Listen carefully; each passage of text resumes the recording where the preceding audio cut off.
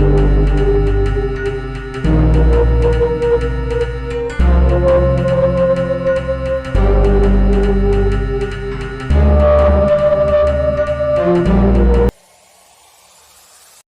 Everyone, मैं हूं नारायण गढ़वी और आप देख रहे हैं सोनल एथलेटिक्स। कल के वीडियो में हमने एक्सपेरिमेंट करके प्रूव किया था कि शॉटपुट को बढ़ाने के लिए हमें मास बढ़ाना जरूरी होता है। लेकिन कल के वीडियो में हम एक सुलझते सवाल के साथ आपको छोड़ गए थे कि अगर ये बात सच है तो फिर सुमो पहलवान हमें शॉटपुट में क्यों नहीं दिखाई देते। अगर मास बढ़ाने से शॉटपुट बढ़ सकता तो सबसे हैवी एथलीट तो सुमो पहलवान ही होते हैं, तो वो अगर शॉटपुट में आए तो वर्ल्ड रिकॉर्ड बन सकता है। फिर भी वो नहीं आते, वो इतने ज्यादा शॉटपुट को थ्रो नहीं कर पाते, क्यों? दूसरी चीज ये कि ये डिस्कस पर भी लागू होता है। मास बढ़ाने से डिस्कस थ्रो भी बढ़ता है और सेम क्वेश्चन वहीं पर अप्लाई होता है कि अगर ऐसा है तो फिर सुमो पहलवान डिस्कस थ्रो क्यों नहीं करते। इसके कई सारे अच्छे अच्छे आंसर्स मिले मुझे बहुत खुशी हुई कि हमारे व्यूअर्स, हमारे कंसिस्टेंट एथलीट, उनके अंदर साइंटिफिक टेम्परामेंट डेवलप हो रही है। ये जान के बहुत खुशी होती है। तो कल के आंसर्स देखते हैं और पता करते हैं कि कौन सी चीज सही है और कहां पर मिसअंडरस्टैंडिंग हो रही है। तो भाई दीपांशु ने बताया हमें कि सुमो पहलवान पड़े पड़े मोटे हो रहे हैं और वो उनको बाधा डालता है शॉटपुट के अंदर, इसलिए वो ज्यादा दूरी तक थ्रो नहीं कर पाते। फिर वरुण ने बताया फोर्स की इक्वेशन के साथ कि सर फैट होता है वो हमें सर्कल के अंदर स्लो कर देता है। ज्यादा फैटी आदमी उतनी स्पीड से सर्कल के अंदर रोटेट नहीं कर सकता और इस कारण हमें प्योर मसल मास बढ़ाना चाहिए। रोहन ने भी यही बताया कि हमारे बॉडी के अंदर बॉडी वेट की जो बात कर रहे थे हम पिछले वीडियो में, उसके अंदर मसल मास के ऊपर फोकस करता रहा मैं, ठीक, कि मसल मास बढ़ाने से हमारा थ्रो बढ़ेगा, ना कि बॉडी वेट बढ़ाने से, मतलब फैट बढ़ाने से। और दूसरा कुश और मोहित, वो हमारे डिस्कस के एथलीट हैं, उन्होंने भी यही चीज बताई कि सर उनके पास ऐसी टेक्निक नहीं है ना, और उनका ऐसा डाइट नहीं है जो उनको काम आए थ्रोइंग करने के लिए। ये आंसर सही थे और जानकर खुशी हुई कि आपके अंदर ऐसी जिज्ञासा है जानने की कि सही आंसर क्या होना चाहिए। इसको समझाने के लिए मैं आपको थोड़े और एंगल से समझाता हूं। सबसे पहले इस सवाल को उल्टे से देखते हैं। मैंने आपको कल बताया था कि क्यों सुमो पहलवान शॉटपुट इतना बढ़िया तरीके से नहीं कर पाते।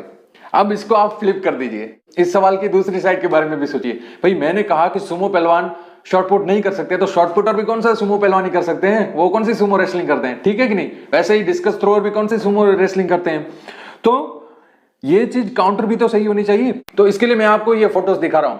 ये फोटो देखिए और मुझे एक चीज बताइए कि फिटनेस, आपके दिमाग में फिटनेस को लेकर क्या मान्यता है? आपके हिसाब से कौन फिट है? एक फोटो है हमारे सुमो रेसलर की, दूसरा है हमारा शॉटपुट एथलीट, तीसरे हैं हमारे डिस्कस के एथलीट, चौथे हैं हमारे मैराथन के रनर और पांचवे हमारे बॉडी बिल्डर, ठीक, जिनके सिक्स पैक हैं, अच्छे मसल मास दिख रहा है उनके पास। सिर्फ ये कहिए कि उनके शरीर में फैट नहीं है, बिल्कुल मसल मास ही है। तो अब मुझे ये बताइए कि इन सब में फिट कौन है? तो भाई जाहिर सी बात है, आपने कई सारे YouTube वीडियो फिटनेस के ऊपर देखे होंगे ना, वो बड़ा स्ट्रेस देते हैं इस वर्ड के ऊपर कि फिटनेस आपकी ऐसी होनी चाहिए, लीन मसल, सिक्स पैक। तो आपके दिमाग में यही आया होगा कि जो बॉडी बिल्डर है वो फिट है, बाकी सारे अनफिट है। लेकिन भाई ये जो वर्ड फिटनेस है ना, उसको आपको उल्टा तोड़ मरोड़ करके दिखाया गया है उन कंपनियों के द्वारा जो अपने प्रोडक्ट सेल करती हैं। या वो प्री वर्कआउट हो सकता है, पोस्ट वर्कआउट हो सकता है, या फिर प्रोटीन पाउडर, कुछ भी। ये सारी मल्टीनेशनल कंपनियां फिटनेस के वर्ड को तोड़ मरोड़ कर सिर्फ बॉडी बिल्डिंग तक ही सीमित कर देती हैं, जिससे कि हमें लगे कि भाई फिट बंदा तो वही है जिसके पास सिक्स पैक एब्स है। लेकिन फिटनेस का इससे कोई लेना देना नहीं होता। मैं आपको बताऊं तो आंसर ये है कि ये सारे ही बंदे, सारे लोग फिट हैं। ये सेम चीज लेडीज में भी इंप्लाई होती है, जो भी सारी एथलीट होती हैं वो सारी फिट होती हैं। तो ये सारे, इसमें से कोई अनफिट नहीं।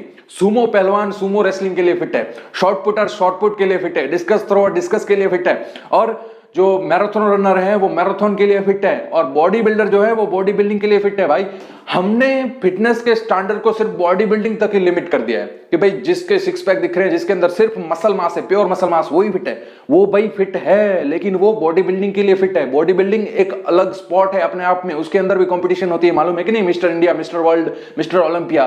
तो एक स्पोर्ट की फिटनेस को हम दूसरे स्पोर्ट की फिटनेस के साथ कैसे कंपेयर कर सकते हैं भाई? ये तो गलत बात हो गई। तो ये सारा कंसेप्शन अपने दिमाग में से हटा दीजिए कि फैट होते ही वो अनफिट होती है, जो ज्यादा फैटी इंसान होते हैं वो अनफिट होते हैं। बिल्कुल नहीं। सुमो रेसलर भी फिट है, इसके लिए सुमो रेसलिंग के लिए। अगर आप बॉडी बिल्डर को लगा दे सुमो रेसलिंग में, क्या वो टिक पाएगा? नहीं। सेम टू सेम अगर आपने आंसर में ये भी बताया कि सर फैट अनहेल्दी होती है और हमें प्योर मसल मास चाहिए, तो ये भी सोच कर देखिए ना कि आपने जितने भी शॉर्ट पुटर, जितने भी डिस्कस थ्रोअर देखे, उनमें से कभी कोई बॉडी बिल्डर था किसके सिक्स पैक या पावरफुल मसल थे कि नहीं? तो कहने का मतलब जिम करने वाला, बॉडी बिल्डिंग वाला कभी भी शॉर्ट पुट या डिस्कस उतनी डिस्टेंस तक थ्रो नहीं कर पाता, क्योंकि ये सारे अलग अलग स्पोर्ट हैं। तो एक स्पोर्ट की फिटनेस हम दूसरे के साथ कंपेयर नहीं कर सकते। विराट सर जो है वो क्रिकेट के लिए सबसे फिटेस्ट बैट्समैन है, सबसे फिटेस्ट फील्डर भी है। तो अब मैं यहां पर वर्ड यूज कर रहा हूं फिटेस्ट, किसके लिए फिटेस्ट? क्रिकेट के लिए। उनके ना तो इतने बड़े बड़े बाइसेप ट्राइसेप है, बड़ी चेस्ट है, लेकिन फिर भी वो अनफिट तो नहीं हुए, क्योंकि अगर हम कहें कि यही फिटनेस का स्टैंडर्ड है तो फिर तो विराट कोहली सर भी अनफिट हो गए, है कि नहीं? तो कहने का मतलब फिटनेस होती है वो हर एक स्पोर्ट की अलग अलग होती है। तो अगर आप एक स्पोर्ट के स्टैंडर्ड के साथ चल रहे हैं तो वो दूसरे स्पोर्ट में काम नहीं करेगा। सुमो पहलवान भी अपनी जगह फिट है, मैराथन दुबले पतले जो रनर होते हैं मैराथन के, वो भी अपनी जगह पर फिट है, और बॉडी बिल्डर अपनी जगह पर फिट है, शॉर्ट पुटर अपनी जगह पर फिट है। तो कहने का मतलब अपने दिमाग में से जो खिचड़ी बनी हुई है ना, उसे बाहर निकाल दो। फिटनेस का स्टैंडर्ड अपने हिसाब से देखो कि अगर आप अपना बॉडी का शेप कोई भी हो, जैसे देखो वर्ल्ड चैंपियन है, ओलंपिक चैंपियन है रायन क्राउजर, अभी भी उन्होंने वर्ल्ड रिकॉर्ड बनाया, इंडोर वर्ल्ड रिकॉर्ड। जो कोवाक्स, टॉम वॉल्स, उनके पेट देखिए इतने बाहर निकले हुए हैं। अगर फैट अनहेल्दी होता तो उनके पेट थोड़ी बाहर निकले होते, उनके भी सिक्स पैक होते। तो कहने का मतलब जो चीज आपको अपने इवेंट में, चाहे वो शॉर्ट पुट हो चाहे डिस्कस हो, उसके अंदर आपको मदद करे, वो आपकी फिटनेस होती है। ठीक, तो ये था सवाल कि इसलिए सुमो रेसलर शॉर्ट पुट नहीं कर पाते, क्योंकि वो उनकी फिटनेस शॉर्ट पुटर की फिटनेस के हिसाब से, शॉर्ट पुट में जो टेक्निक लगती है उसके हिसाब से सही नहीं है, और इसलिए शॉर्ट पुटर भी सुमो रेसलिंग नहीं कर पाते। क्यों? क्योंकि उनकी फिटनेस और उनकी टेक्निक जो है वो सुमो रेसलिंग में काम नहीं आती। Same to same discus thrower, same to same marathon runner, same to same cyclist, आप कोई भी स्पोर्ट ले लीजिए, बॉडी बिल्डिंग भी ले लीजिए, उसके अंदर नहीं चलता।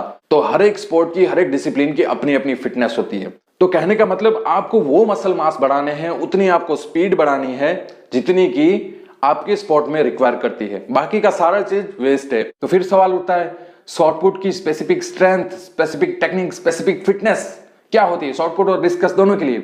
उनके लिए कौन सा वर्कआउट करना चाहिए? तो उसके लिए भाई हर मर्ज की दवा एक डॉक्टर के पास नहीं होती। आपको हड्डियों में प्रॉब्लम है तो आपको हड्डियों के डॉक्टर के पास जाना चाहिए, आपको स्किन की प्रॉब्लम है तो आपको स्किन के डॉक्टर के पास जाना पड़ता है। वैसे ही अगर आपको शॉर्ट पुट या डिस्कस या कोई भी थ्रोइंग इवेंट में आपको मास्टरी चाहिए तो आपको उसी के वर्कआउट के साथ जाना पड़ेगा। फिर आप जिम का वर्कआउट लेकर आएंगे तो फिर आप उसमें कोई अच्छे रिजल्ट नहीं पा पाएंगे। तो इसके लिए आपको चाहिए होता है एक ओलंपिक एथलीट का वर्कआउट, कि वो कौन कौन से एक्सरसाइज करते हैं, वो कौन सा वर्कआउट करते हैं जिसके कारण वो ओलंपिक तक पहुंच गए। तो शॉर्ट पुट और डिस्कस के लिए ये रहा ओलंपिक वर्कआउट। ऐसा होता है वर्कआउट, आपने कभी किसी जिम में या कभी कहीं पर ट्रेनिंग सेशन में ऐसा वर्कआउट नहीं देखा होगा। ये ऐसा दिखता है, आपको मैं दिखाता हूं आज। ऐसा दिखता है शॉर्ट पुट और डिस्कस का ओलंपिक वर्कआउट। ये देखिए इसके अंदर है स्ट्रेंथ प्रोग्राम है, ठीक, पावर एंड स्पीड दोनों चीजें। ऐसा नहीं कि सिर्फ मास के ऊपर ही काम करें, पावर और स्पीड भी चाहिए और स्ट्रेंथ और एक्सप्लोसिवनेस भी चाहिए। तो ऐसा होता है इतना बड़ा, देख रहा है तो छोटी छोटी 4-5 चीजें लिख दी कि मंडे को शोल्डर, ट्यूसडे को बाइसेप, ऐसे से काम नहीं चलता। ओलंपिक वर्कआउट इतनी इंटेंस ट्रेनिंग होती है, ओलंपियन एथलीट होते हैं वो इतनी इंटेंसिटी के साथ वर्कआउट करते हैं तब जाके वो एक सुपर एथलीट बन सकते हैं। तो और दूसरी चीज, जिनको सिर्फ 9 मीटर फेंकना है, जो पुलिस की भर्ती के लिए तैयारी कर रहे हैं, उनको अगर टेक्निक सीखने में दिक्कत हो रही है, क्योंकि टेक्निक एक बहुत लंबी प्रोसीजर होती है टेक्निक सीखना, तो वो सिर्फ ये ओलंपिक वर्कआउट करके ही अपने आराम से, मैं कहता हूं ओलंपिक जो वर्कआउट फॉलो करता है उसे टेक्निक की भी कोई जरूरत नहीं पड़ती, क्योंकि 9-10 मीटर तक तो यही चल जाता है, यही काफी होता है, इतने लेवल का प्रोग्राम है ये। और जो ओलंपिक तक जाना चाहते हैं, जो नेशनल चैंपियन बनना चाहते हैं हमारे देश के एथलीट, उनके लिए तो ये मस्ती है, यही करना है और कुछ करना ही नहीं है। ठीक, तो ये था ओलंपिक वर्कआउट। इसके बारे में हम अगले एपिसोड में विस्तार से बात करेंगे। तब जय हिंद, जय सोनाल।